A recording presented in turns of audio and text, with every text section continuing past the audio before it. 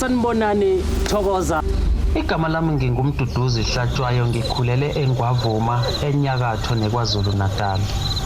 Ngisakhula ugogo wayesixoxela izinganekwane ezimayelana nemkhofu, omantindane, ukuthwala, ukuphehla izulu, omamlambo, impundulu, nanokuthi uma uhlanganisa umuthi othile nomuthi othile kwenzakalani, nanokulapha kwesintu noma okwendabuko. Manje sifuna sihambe mina nawe siye kulomhlaba ongaqondakali, sifunde okukhulu ngawo. Sifunde nokuthi ingabe yiqiniso noma inganekwane nje esasixoxelwa yona ogogo. Asambeni ke.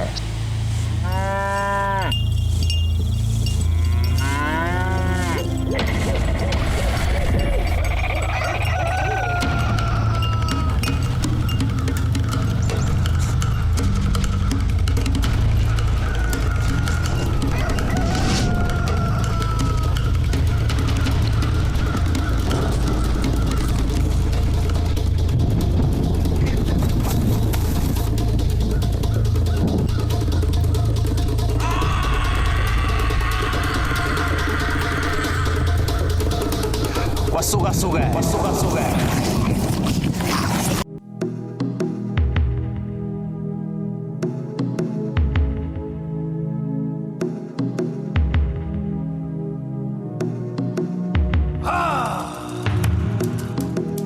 Asambeni bataba. Sawona ingonyama.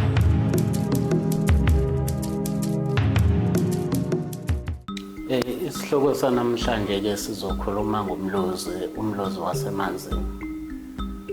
Umlozi wasemanzini ngumoya lo obizela umuntu emanzini ovama ukukhanda izingozi. Uma umuntu lo moya usamethwa sisusangena, uvama lo umuntu ukwehlelwa zingozi. Ingozi efana nokuthi mhlambe mayihamba ngemoto, imoto ifuna ukumfaka ebridgini. Mhlambe ivame ukufela eindaweni ezizihosha, omunye mhlambe abanjwe inkunzi ehosheni. Lama sign lawasho ukuthi wena unobizo lwamanzi. Mhlambe omunye ashonelwa abantwana ngokumenza. Masingena kuona ke ngqo.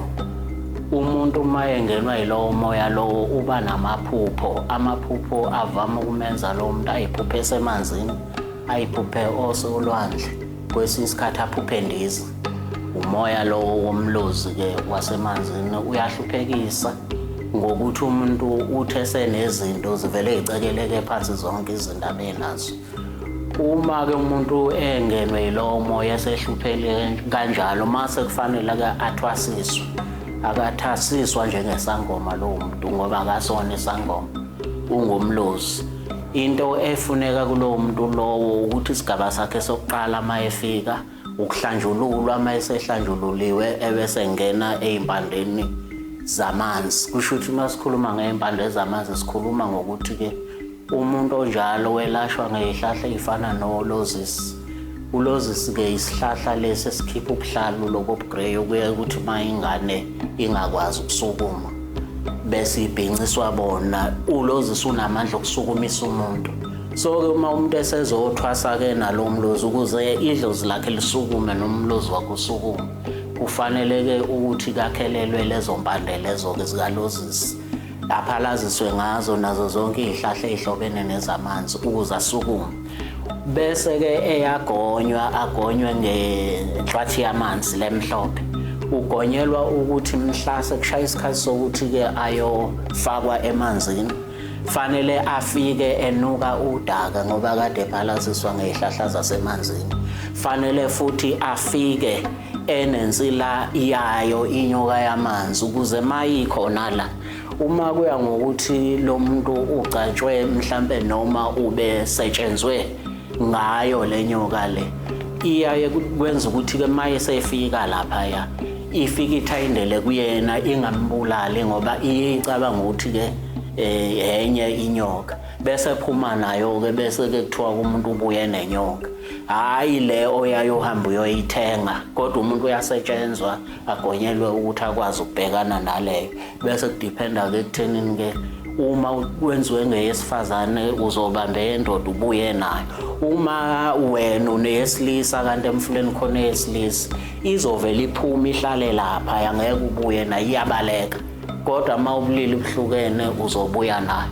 Uyuthi-ke indaba ethinta-ke umlozi wamanzi nalezo gaba ukuthi umuntu kufanele agezwe, mayisegeziwe mbuka ukuthi amaphupho akami kanjani, ahlobene namanzi, usumenzisa-ke lowo mkhakha, usumhlanganisa namaphakamaka. Usoyihamba-ke leyo ndima-ke lowo muntu-ke yasemanzini kuze kufinyeleleke la aphothulwa khona-ke bese kuthiwa-ke lowo muntu-ke ngumlozi. Mase sisuka emanzini lo muntu-ke sekufanele-ke ngenisiwe emanzini, ufika afakwe emanzini, ingabe ubuya nenyoka ubuya nayo, uma engabuyi nayo akabuyi nayo, kuya nayo ukuthi isizibo umfake kusona sinjani. Uphehlelwa-ke leli gobongo lakhe-ke ley'mpande zasemanzini esesiwa-ke ekhaya-ke sekuyohanjiswa lo mlozi ekhaya-ke manje. Lo mlozi ngoba kuwona uyingxenye yeyidalwa, ingakho kubuye uhamba ubuyele emanzini. Bese-ke lo muntu abe nesikhathi sokusebenza ngelilanga athi akasebenzi namhlanje. Uyingoba lo moya uyahamba umshiya umuntu ubuye usebenza kanjalo-ke lo moya womlozi. Okuyaye kufuna uqikelele ukuthi uma uthwasisa umuntu onjalo ungamfaki iy'mpande lezi ey'gujwayo emhlabathini ngoba kuyaphambana, uzovela avaleke lo muntu angasebenzi bese kuthiwa umuntu wavala. Asithathe-ke manje umuntu-ke sesebenza-ke sekuthiwa kusengumlozi-ke umlozi lo wasemanzini. Lo muntu lowo akanayo indlela esingathi ma wena unomlozi wamanzi usebenza kanje, ulalela umlozi uthi wona uzofika ukutshela ukuthini. Bese kugcina kuphuma into ethi uma ngabe ufika wena umlozi uzofika utshele lo muntu okhuluma kuyena ukuthi hayi lo uguliswa izinto zakubo, bese uyahamba uyolungisa izinto zakubo kwalo muntu. Hayi lo uthakathiwe ulungisa ubuthakathi. So umuntu onjalo kugcina ungeke ube nento ephathekayo ozothi hayi usibani udila nento ukuthi ngoba unomuntu omtshelayo okhipha umyalezo ukuthi la sebenza kanje, la sebenza kanje, la uzukusebenza la. Ngoba kwesinye isikhathi umuntu onomlozi angafike nifike nibe u10 asebenza umuntu oyedwa athi nina nonke hambani. Kusho wona umlozi uyisholo wona kumuntu ukuthi ufunani. Khona omunye umuntu ozomtshela ukuthi kufuneka umuthi, omunye umtshela ukuthi akufuneki umuthi.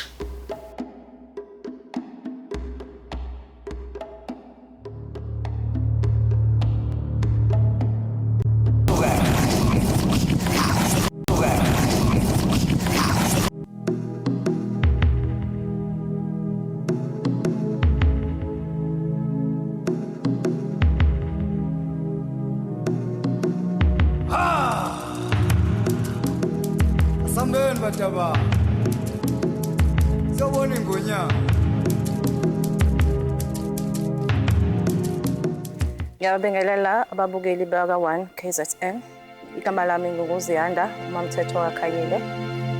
Udaba lami luqale ngo99. Lapho uqala khona kwami kwaqala ngathi ngiyasangana ekhanda. Ukusangana ekhanda abazali bami bengazi ucathi ngiyasangana kade ngangasangani kwaukuphakama kwalo idlozi. Ngenxa yokuthi ngangiphuma emzini okholwayo, abazali bami bayakholwa bangamashishi. So bayitshethe ngiyasangana. Kwaze kwafika isikhathi sokuthi ngize kuBabshandu. Mangifika kuBabshandu azange yena asho lutho. Phela ukwenza kwami kwafika kwayikhomba ukuthi ayibo lo muntu lona unedlozi. Ngoba kathi ungena kwami la ngangena ngagida. Ngagida into engingayazi nje ngangaze ngiyibone, ngingakaze ngiyenze nje futhi empilweni yami. Ngaqala ngagida. Kwabonakala lapho ukuthi hayibo nginedlozi. Ngenxa yokuthi abazali bami futhi babekholwa, kwaphoqa ukuthi ukwenza kwami ngikwenze ngokukholwa. Ngiphakamisa isithunywa sokuthandaza, ngingakwenzi ngokobungoma ukuze ngikwazi ukuthi ngiphume phela ngagcina ngiphelele esigodlweni. So ngagcina ngiphumelele, ngiphuma ngenhloso ukuthi ngizohamba ngiyosebenza ukuze ngikwazi ukuthi ngiyiqhubekele bese ngizokwedlozi. Phuma kwami azange kusebenzeke, sengiphuma esigodlweni. Azange kusebenzeke, ngaba nenqinamba, ngangawuthola umsebenzi, ngaba nenkinga nje kakhulu. Kwaze kwahamba kwagcina usuquzukile kuMpompi. Ngawuthola umsebenzi wokuba uthisha mina ngokwe profession. Kunesikole ngifundisa kusona, engizocela ungasisho ngenxa yokuvikela izinto ezithile. So ngabe uthisha ngakwazi ukuthi ngigcina-ke ngibekelelile ukuze ngikwazi ukuthi ngize ngibuye ngizokwenza-ke ubungoma ngizokwazi ukuthi ngiyiphuthule ngabuya-ke so ukuqala kwami nje ngithi ngisengiyabuya ngizokwenza umngoma kwavuleleka izinto ey'ningi ney'ngane zami nginabantwana abawu-2 amantombazane nengane ewuthisha engawuthola umsebenzi kodwa nje ngesikhathi mina ngithi sengiyakumukela ngiyabuya ngizokuqedela yawuthola umsebenzi eMpumalanga nginenye futhi efunde high school yaba nje izinto zawo zaphumelela nje yanominate kuma-sports yathola ama-marys noma yini yakuthola kwabona nje zakhanya izinto nami izinto zami zakhanya ngakwazi ukuthi ngenze izinto ey'ningi baze bangipha ngisho nehashi njengoba nanti ihashi likhona nje khona lapha egcekeni zakhanya nje ezinye izinto ngiyazi kabanye abazokuqonda ukuthi uma ngithi ihashi ngisho ini thina ngokwethu kwasedlozini imoto ayibizwa ukuthi imoto ibizwa ukuthi ihashi ngoba kusuke ihashi lokuthi balibizwa ukuthi ihashi ngoba basebenza ukuthi iy'ndlela zakho zibe lula uma bekuthuma ukwazi ukuthi usheshe ufinyelele lapha abakuthuma khona noma ngabe yini abakuthuma yona abuya ngakwenza njengoba nje-ke kusuka kusasa ngilungiselela ukuphuma ngiphothule umsebenzi wami wedlozi kodwa nje ngiyayiqhenya ngalokho engiyikhona futhi angizenyezi ngiyakubona futhi ulapho kungesakhona kungesempumelelweni futhi kungisebenzele kungiphakamisile kungenze nami ngafunda okuningi ngakwazi ukubona nje izinto ey'ningi ngiyabonga eDlozini thokoza Dlozi yabona nje ngizoqala ngokokuqala nje inhliziyo yakhe imnene uvulelekile akayena umuntu onomona noma ngabe ufika nayiphi inkinga uyakulalela akwamukele noma ngabe ayikho inkinga angakwazi ukuxazulela yona mina nje ikakhulukazi ungibekezelele ngifika ngingenalutho nje ngifika ney'nkinga zami ayimukele akwazi ukungichazela angibonise njengoba ngisho nje ngithi mina ngiphuma la esingazi lutho ngifike nje ngingazi lutho nje ngento ukuthi idlozi ngingazi lutho nje ukuthi uma kuthiwa kufuneka umuthi othile bakuhlanganiswa nomuthi othile ngoba njengoba ngithi nje ngiphakamisa umngoma bayafika abantu abadala kuwena abafiki bathi hamba ufuna umuthi othile bakutshele nje ngqo bafika babe nendlela abakutshela ngayo kodwa kabanga nomona ufuhlala nami phansi angichazela athi yabona-ke njengoba befika kanje basho ukuthi kusebenza kanje lokhu ukwenza kanje hamba-ke ukufuna noma sizohamba-ke nawe siyokufuna leyo nto leyo akakuyekeleli uvulelekile nje inhliziyo yakhe imnene umsula ngamanye amazwi.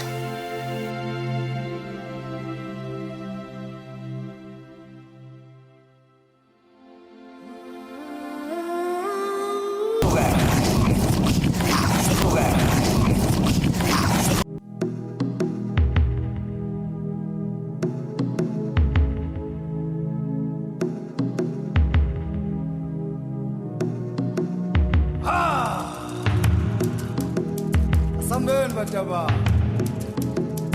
Siyobona ingonyama. Ngibingeleleke igama lami bangetha-ke kwathiwa ngingukhuphuka. Kahle hle liphelela lithi Khuphukani Mambatha.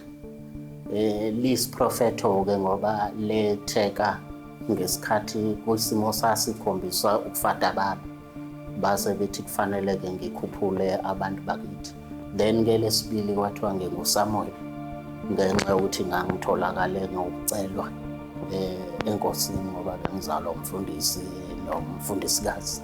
Indlela-ke engathwasa ngayo indlela yokulahleka ngithwasele entabeni emgodini oseduze kwamanzi la inhlwathi yamanzi yaphuma mina ngangena ngaze ngaqeda yonke intwaso-ke yayisithi uma kufanele mina-ke ngiphume yona yangena ila ngathola khona-ke umyalelo wokuthi mina ngizosebenza kanjani nganikezwa ukusebenza ngomcako lomhlophe kangangoba uma umuntu ngimthwasisa ngiye ngimgcoba umcako lomhlophe ngoba mina ngagcotshwa umcako izitingi zenhlwathi zimhlophe ngaphuma ngimhlophe kanjalo. So-ke ngesikhathi-ke nginikezwa ukusebenza kwathiwa-ke ngizosebenza kakhulu izinto zokuhlaziya imimoya ekubantu ukuyikhuphula ukuyivula nalezi zinto zey'dalwa-ke ey'suke zonakele emagcekeni. kusho ukuthi-ke mina ukusebenza kwami kuya ngomuntu uma efika emthiyeni odalwe kanjani. Ngitshelwa ngaleso sikhathi ukuthi lo usetshenzwa kanje, lo usetshenzwa kanje. Ngigcina ngingenayo-ke into engizothi ngelapho ukuthi ngoba ngilalela ngaleso sikhathi nesifo somuntu ukuthi simi kanjani, bese ngenza lokho okusuke kuthiwa angikwenzi. Kakhulukazi-ke njengoba ngibeka ngokuthi kakhulu imimoya izidalwa engizelaphayo-ke nokwazi ukukuhlaziyela umuntu-ke maye ney'nkinga ey'xakile ukuthi yisukaphi zidalwa yini. Abanye-ke befuna ukwazi-ke negama lomuntu. Kuyenzeka-ke ngoba ngisibuza isibongo somuntu siye sifike sona ngisisho noma ingxaki-ke iyifikele yona. Ngiye ngitholakale-ke namba engo-072 4166 105 endaweni-ke yaseNdlangubo ngaphansi kweNkosi uBiyela.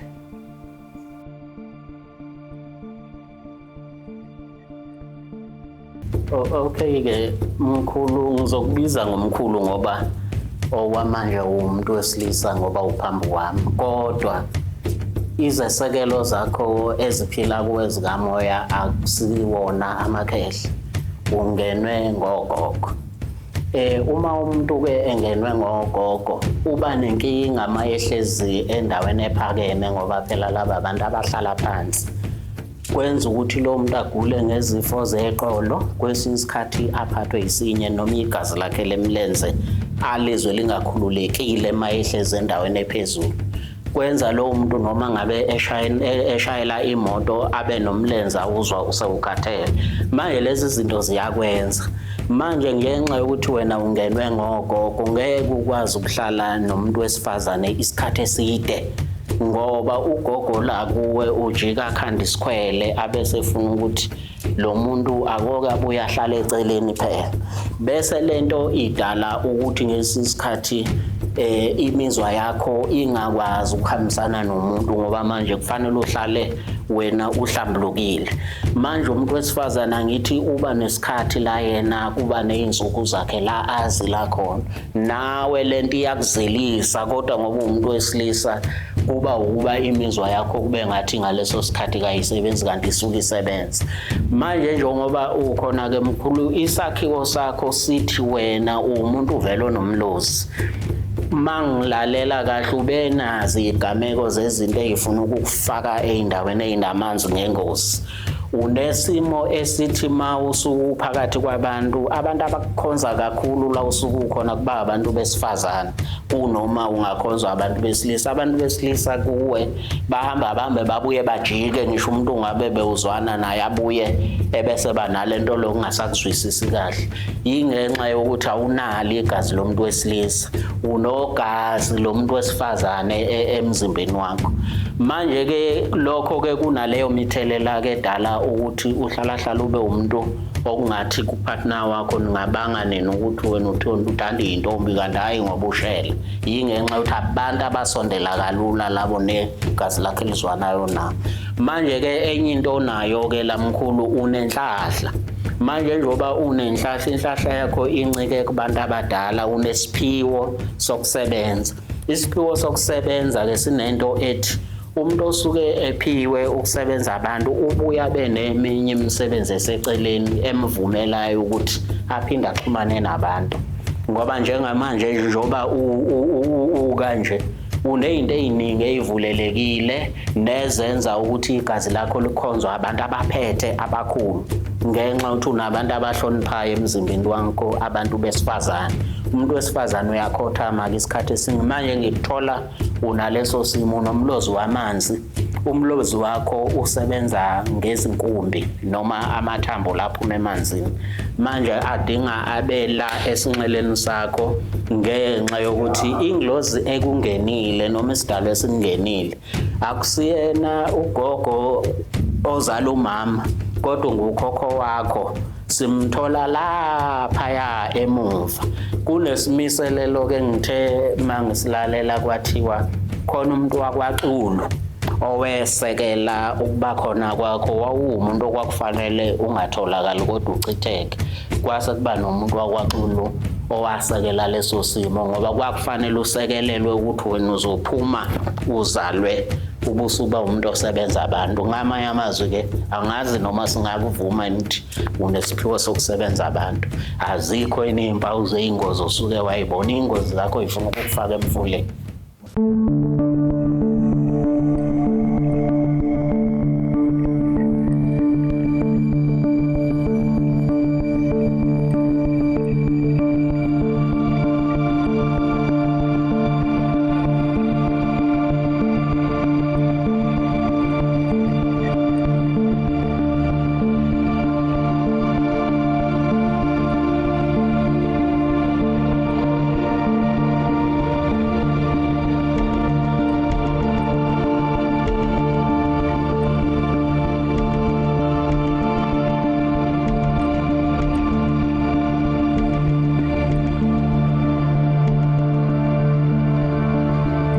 Ufisa ukuthi ithimba lethu livakashele endaweni yangakini enenkinga, thatha le namba ebhalwe phansi. Kwasukasukele mbukeli, siyaliqoqisa uhlelo njengamanje. Sizobonana ngeviki elizayo. Ngiyanibingelela uDokotela uDlamini owaziwa ngomzimba uKhalimani. Dokotela uDlamini ke namhlanje niphathele ama-product anjengembiza yakhe ebizwa ngomathatha kanye izifo. Kubantu abasuke begula, uthotha umuntu nama-ulcer, umuntu uphethwe isinye, umuntu uphethwe izinso, umuntu ingane akayitholi ngenxa yesinye esingekho right, umuntu uphethwe ngamadolo, umuntu uphethwe ushukela, uneyilonda. Nansi imbiza kaDokotela uDlamini namhlanje siyiphethe. Uthola ukuthi uma usuyiphuza noma uthi uphethwe ibhande 3 days uma unebhande suke silishayile. Sibe nentambo le okuyona engiyiphethe njengamanje esize itheni kubantu abanezitha. Athi umuntu uDlamini mangifaka intambo yakho makukhona abantu engixabene nabo noma ngizohlangana nomuntu ngizwa ngekhuzu leli ukuthi kukhona okuthile okufuna ukungivelela. Le ntambo isize itheni kubantu othi mina ngezitha, nginabantu abangifunayo, bangithumelela ngotikolosho, bangithumelela ngomamtsotsi mkhove ebusuku. Le ntambo iyakuvikela, ikivikela umuntu bemthumelela ngezilwane. Iyo le ntambo le yezitha ewu-200 rand. Uma uyidinga uzoyithola ngo-200 rand. Kanye nembiza leyade ngiyiphethe uyithola ngo-200 rand, ngoba ngenzela ukuthi nama-price ngiwasho abantu bakwazi ukuwathola. Bese kuzoba isiwasho semali. Uma ngabe kuwukuthi une-problem yokuthi imali ayihlali kuwe esandleni, nasi isiwasho semali siwu-100 rand ukuthi imali ihlale. Khona enye-ke induku okuthiwa umnabise. Lapho-ke masikhuluma ngekamero sikhuluma ngalezi zinto, nangu umnabise. Iqondene nokuthi lena-ke ikamero kuphela. Kodwa uma kuthiwa ufuna ukuya ekamereni, ufuna ukuvakasha, ufuna ukwenza show, nansi imbiza okumele uyithole okuthiwa umnabise.